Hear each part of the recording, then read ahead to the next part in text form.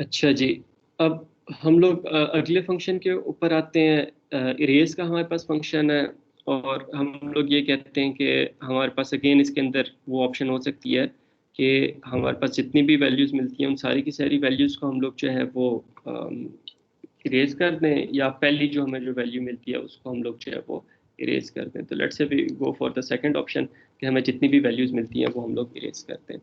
और यहाँ पे हम लोग कुछ और वैल्यूज भी इंसर्ट कर देते हैं। L dot insert 4, L dot insert 2, L dot insert 4। ठीक है, तो हमारे पास जो है वो 4 इंसर्ट हुआ, एन हमारे पास 4 हो जाएगा। फिर हम लोगों ने 2 इंसर्ट किया, एन हमारे पास 5 हो जाएगा। और फिर हम लोगों ने 4 इंसर्ट किया, एन हमारे पास जो है वो 6 हो जाएगा। अब हम लोग कहते हैं कि एल डॉट इरेज 4। ठीक है, तो हम लोग 4 को इरेज करना चाहते हैं, तो उससे हमारे पास क्या होगा कि ये वाला 4, ये वाला 4 और ये वाला 4, ये तीनों 4 जो है वो हमारे पास लिस्ट में से जो है वो निकल जाने चाहिए। और अकॉर्डिंगली हमारे पास n की वैल्यू जो है वो उसमें 3 का डिक्रीज हो जाना चाहिए, कि 3 हमारे पास 4 से जो हम लोगों ने रिमूव कर दिया है। तो इसको हम लोग किस तरीके से कर सकते हैं? एक ऑप्शन इसके अंदर हमारे पास ये हो सकती है कि हम लोग जो है वो 4 को जब रिमूव करते हैं तो इससे ऑनवर्ड्स हमारे पास जितनी भी वैल्यूज़ हैं उन्हें हम लोग बैकवर्ड शिफ्ट कर देते हैं। कि 4 को रिमूव किया, 4 की जगह हमारे पास 7 आ गया, फिर 4 2 4 आ गया, फिर अगले 4 को हम लोगों ने रिमूव किया, और वहाँ पे जो है वो हमारे पास 2 आ गया उसकी जगह। मतलब इस तरह हो जाएगा कि फर्स्ट 4 इरेज हुआ तो 5 7 4 2 4, फिर ये वाला 4 रिमूव हुआ तो फिर हमारे पास 5 7 2 4, और फिर ये वाला 4 रिमूव हुआ तो 5 7 2 आखिर में लिस्ट में बच गया। एक ऑप्शन हमारे पास ये है। ठीक है, लेकिन इसकी टाइम कॉम्प्लेक्सिटी क्या होगी?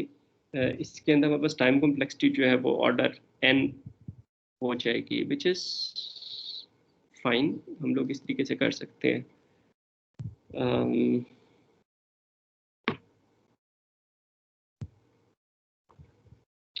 एक और इसके अंदर हमारे पास ऑप्शन हो सकती है। वो ऑप्शन हमारे पास क्या हो जाएगी कि जब हम लोगों ने 5 और अब फर्स्ट वैल्यू हमारे पास 4 आई, ठीक है, तो 4 को हम लोग जो है वो क्या करें कि अब अगर हम लोग इसको रिमूव करते हैं, अब लिंक स्ट्रक्चर्स तो है नहीं कि हम लोग इसको रिमूव करके 5 को 7 से कनेक्ट करते हैं। एरे है, एरे कंजक्टिव मेमोरी होती है, तो इस मेमोरी को हम लोग फ्री जो है वो नहीं रहने दे सकते, एम्प्टी नहीं रहने दे सकते। तो यहाँ पे हम लोग क्या करें कि जो लास्ट इंडेक्स पे जो वैल्यू पड़ी हुई है वो हम लोग यहाँ पे ले आए।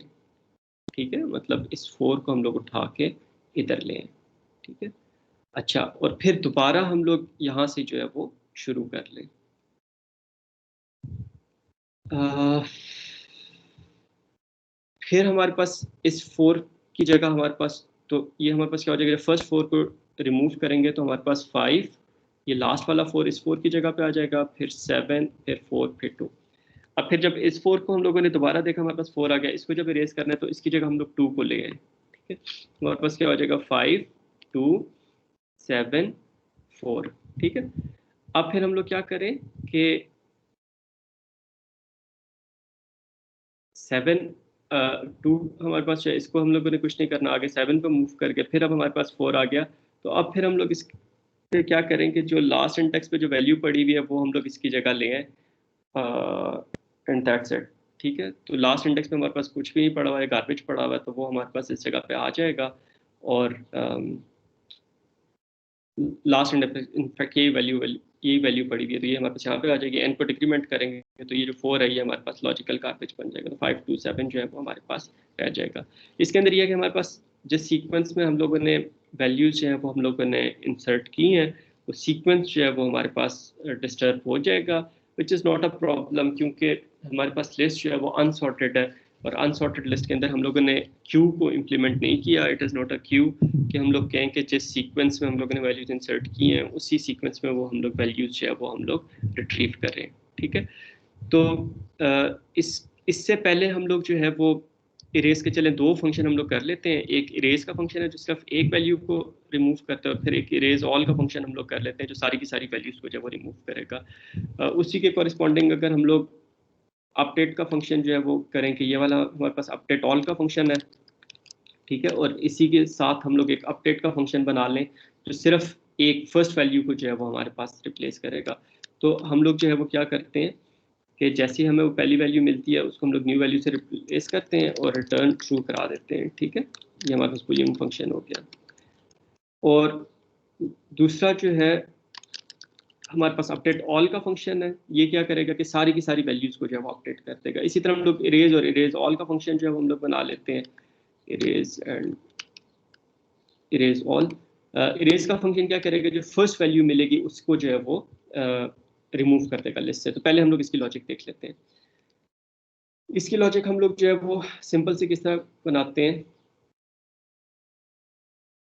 कि अब जिस तरह हम लोगों ने 4 को जो है वो इरेज करना है, तो इंस्टेड ऑफ के सारे एलिमेंट्स को हम लोग बैकवर्ड मूव करें, हम लोग जो है वो इस पहले 4 को जो है वो हम लोग इरेज करेंगे, और यहाँ पे एक और वैल्यू हम लोग इंसर्ट कर देते हैं इरेज करने से पहले, एन डॉट इंसर्ट 6, ठीक है। 6 हम लोग जो है वो इंसर्ट, या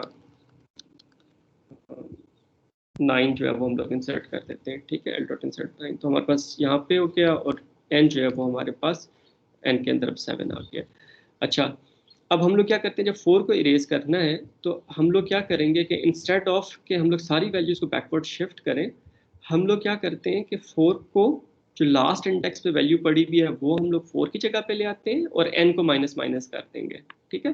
तो इससे हमारे पास ये होगा कि हमारे पास जो है वो शिफ्टिंग हमें नहीं करनी पड़ेगी, सिर्फ एक एलिमेंट हमारे पास स्वैप होगा। अदरवाइज जो है वो हमारे पास जहाँ पे वो एलिमेंट मिला है उससे लेके लिस्ट के एंड तक सारे एलिमेंट्स को हमें स्वैप करना पड़ेगा, मतलब एक एक स्टेप जो है वो बैकवर्ड लेके आना पड़ेगा, ठीक है। तो इस सिंगल इरेज वाले फंक्शन हम लोग किस तरह इंप्लीमेंट करते हैं, for I in T I is equal to 0 तो I is less than N I plus plus, और अगर हमें वो वैल्यू मिल जाती है if data I is equal to val, तो अब हम लोगों ने क्या करना है कि लास्ट इंडेक्स पे जो वैल्यू पड़ी हुई है वो हम लोग इस वाले इंडेक्स पे ले आएंगे। तो लास्ट इंडेक्स का हमें कैसे पता चलेगा, वो कौन सा होगा last index? Data N. N तो नंबर ऑफ एलिमेंट्स है ना, तो अगर हमारे पास जो है वो 7 एलिमेंट्स पड़े हुए हैं तो हमारे पास एन जो है वो 7 होगा। लास्ट एलिमेंट जो है उसका इंडेक्स क्या होगा, उससे एक कम होगा। 7 एलिमेंट्स हैं तो लास्ट एलिमेंट का इंडेक्स जो है वो हमारे पास 6 होगा, ठीक है। तो लास्ट एलिमेंट हमारे पास n-1, तो ये हम लोग एक्सेस करेंगे, और डेटा आई की जगह हम लोग जो लास्ट इंडेक्स, लास्ट जो हमारे पास एलिमेंट है वो उसकी जगह पे लेंगे, और साथ हम लोग n को माइनस माइनस कर देंगे कि वो एलिमेंट जो है वो हम लोगों ने रिमूव कर दिया, और रिटर्न ट्रू कर देंगे कि हमारे पास जो है वो एलिमेंट रिमूव हो गया। अगर पूरी हमें लिस्ट में वो एलिमेंट नहीं मिलता तो हम लोग रिटर्न फॉल्स कर देंगे कि जो एलिमेंट हम लोग सर्च कर रहे थे वो हमें नहीं मिला। अच्छा, इस कोड को एक मतलब फिर देख लेते हैं। हम लोगों ने इस लिस्ट के अंदर भी हमारे पास 7 एलिमेंट्स पड़े हुए हैं, एन के अंदर जो वैल्यू है वो हमारे पास 7 है। हम लोगों ने 4 के लिए इरेज का फंक्शन कॉल किया कि 4 को हम लोग रिमूव करना चाहते हैं।